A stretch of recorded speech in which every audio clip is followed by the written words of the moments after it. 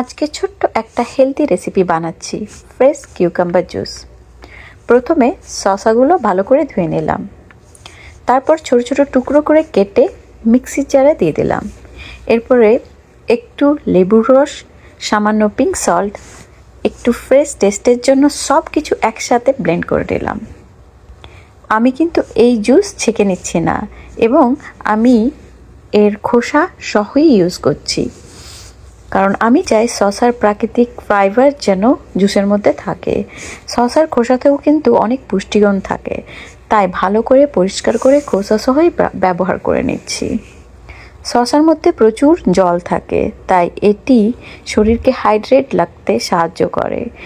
গরমের দিনে শরীর ঠান্ডা রাখতে, ফ্রেশ অনুভব করতে এবং কম ক্যালোরি একটা ড্রিঙ্ক হিসেবে এটা কিন্তু দারুণ।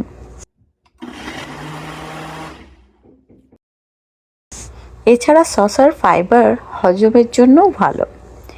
এবার একটা সুন্দর জুস জারে কিছু বরফের টুকরো নিয়ে নিলাম, সঙ্গে একটা লেবু স্লাইস দিয়ে নিলাম।